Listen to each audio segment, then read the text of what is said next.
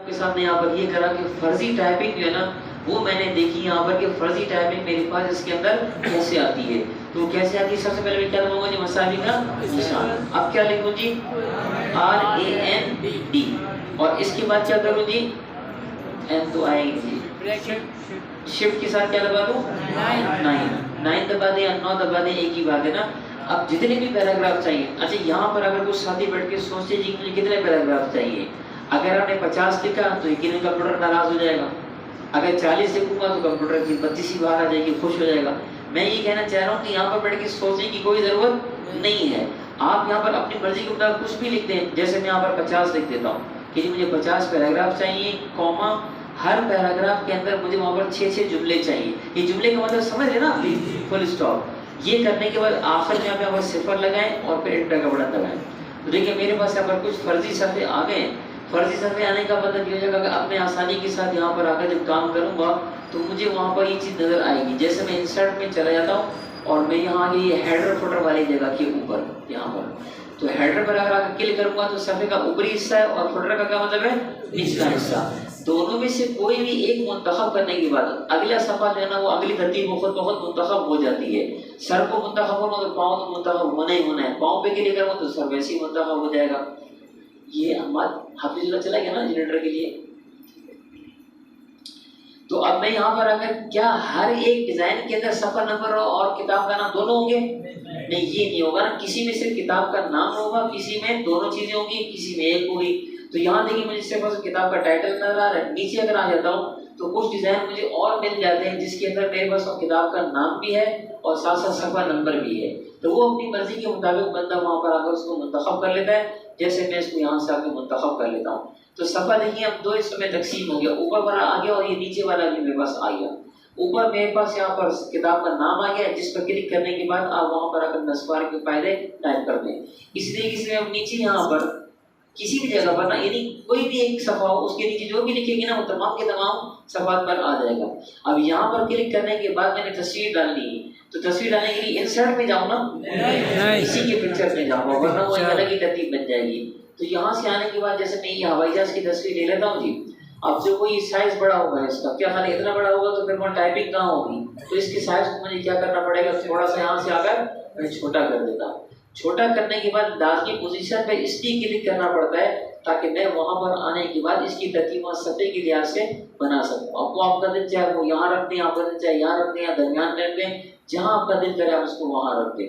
یہاں سے باہر آنے کے لیے کیا کرنا پڑے گا؟ ہمیشہ ڈبل کلک کرنا پڑے گا. آپ جیسے میں یہاں صفحے پہ ڈبل کلک کر رہا ہوں تو دیکھیں میں یہاں سے باہر آ گیا. اب ہر ایک صفحے میں کتاب کا نام بھی آ رہا ہے، ساتھ میں صفحہ نمبر اور یہ تصویر جو میں نے لگائی ہے وہاں پر وہ بھی مجھے وہاں پر نظر آ رہی ہے.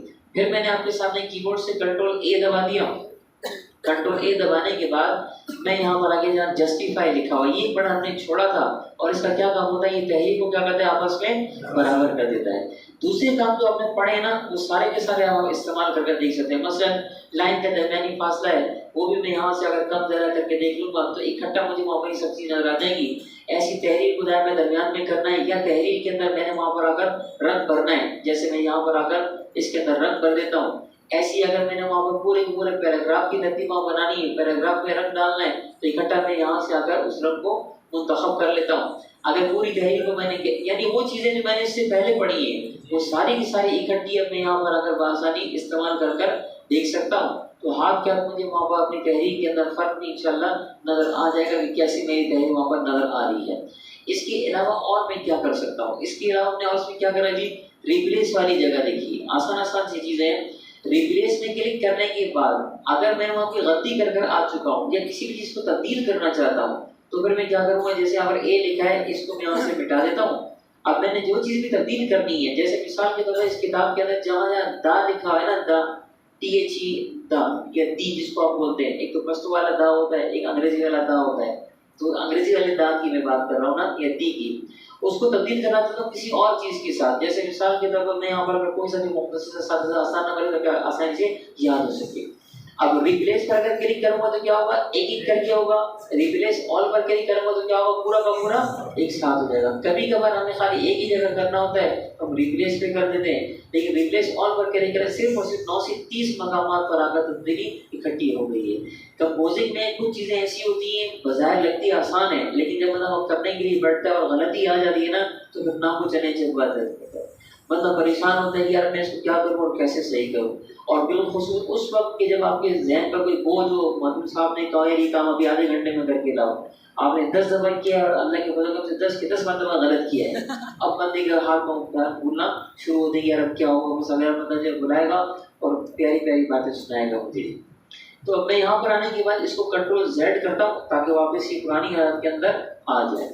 کیا خیال ہے یہاں تک کافی ہے یا اس میں کچھ اضافہ کر دوں گا؟ کافی ہے، صحیح ہے. دیکھو ہم نے مختلف قسم کی، آپ مجھے اندازہ ہے یہ تھوڑا سا کم لگے گا آپ کو، لیکن جب آپ بیٹھیں گے نا میرا ارادہ یہ ہے کہ ابھی رات کے ٹائم جو ہے نا ہم یہاں پر 3 سبق کر لیں. ایک پہلے کیا ہے مغرب کے بعد نا، دوسرا بھی عشاء کے بعد ہو جائے گا، تیسرا انشاءاللہ 10 بجے، نہیں 10 تو غالباً بج رہے ہوں گے، ابھی 10 بج رہے نا، تو انشاءاللہ تیسرا سبق جو ہے نا 11 بجے کر لیں گے. اس میں تھوڑی مشقت ہے کہ اوپر آنے میں بندے کو ذرا تکلیف ہوتی ہے. کیا خیال ہوتی ہے تکلیف؟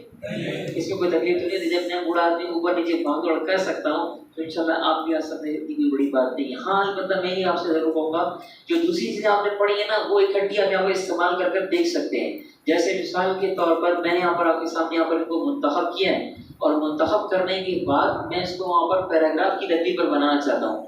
پیراگراف کے اندر بھی کالم کی ترتیب بنانا چاہتا ہوں. کالم کسی میں 2 ہیں، کسی میں 3 ہیں، یہ لیفٹ اور رائٹ بھی لکھا ہوا ہے. جیسے میں اس پہ کلک کر رہا ہوں تو ایک اسٹائل ہے وہ ہے کہ دائیں طرف والے پیراگراف اس کالم میں کم تحریر ہے، بائیں میں زیادہ ہے. اس پہ کلک کروں گا تو بائیں میں زیادہ اور دائیں میں کم ہو جائے گی. یہ الگ الگ چیزیں ہوتی ہیں اسٹائل کے لحاظ سے.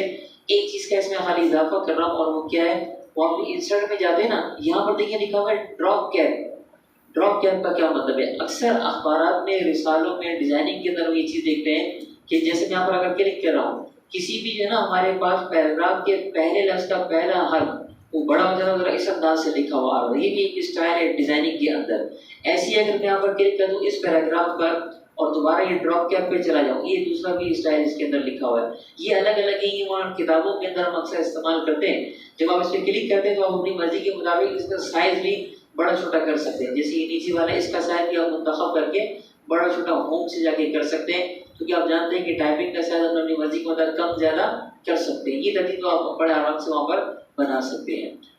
تو یہ سبق کی میں نے ترتیب آپ کے سامنے بتائی ہے. تھی دیکھو اصل میں بات یہ ہے کہ ہمیں تمام کے تمام طلباء کو ایک ساتھ لے کے چلنا ہوتا ہے. جس کو پہلے سے تھوڑا وہ چلانا آتا ہے نا وہ بولے گا اور بتائیں اور بتائیں اور بتائیں اور بتائیں، لیکن اس 2-4 طلباء کے گروپ کو تو ہم نے نہیں چلانا، ہم نے تو پوری ترتیب ایک چلانا ہے. کسی کا سبق جلدی حل ہو جاتا ہے نا، اور کبھی کبھار ہو بھی جاتا ہے بلکہ اکثر اوقات حل ہو جاتا ہے، پھر اس کو چاہیے کہ پرانے سبق کی بھی وہاں پر دہرائی کرتا رہے. وقت گزرنے کا بالکل پتہ نہیں چلتا، اور وہ طلباء جو کمزور ہوتے ہیں اس کو ہضم کرنے میں تھوڑا سا ٹائم لگ جاتا ہے. جب تک وہ اس کو کرے بات سمجھ میں آیا ہے تھوڑا وقت لگ جاتا ہے. تو میں نے پچھلی جمعرات بھی آپ کے سامنے یہ بات عرض کی اور ابھی یہ دوبارہ آپ کے سامنے بات عرض کر دیتا ہوں. یہ چیز جو ابھی ہم سیکھ رہے ہیں نا وقت گزرنے کے لحاظ سے، جیسے جیسے وقت ہمارا آگے بڑھتا جا رہا ہے نا یہ چیز ہمارے لیے بہت زیادہ ضروری ہوتی جا رہی ہے کمپیوٹر کے حوالے سے. اور آنے والے وقتوں میں سمجھ لو ابھی بھی خیر کچھ کم نہیں ہے، 99% سارا کام ہمارے مدرسے کا بھی وہ کمپیوٹر کے اوپر منتقل ہو چکا ہے. میں 4 مدرسوں میں پڑھانے کے لیے جاتا ہوں اور 5 مدرسوں میں جاتا ہوں. خیر تو جو ان میں سے 2-3 مدرسے ایسے ہیں اس میں وہاں کے معتم صاحب یا دارالفتہ میں اگر ہم جا کے بیٹھتے ہیں تو وہاں کا جو نگراں ہوتا ہے ہاتھ سے لکھی ہوئی تحریر کو پسند ہی نہیں کرتا، اٹھا کے ایسے منہ پہ مار دیتا. جب اس کو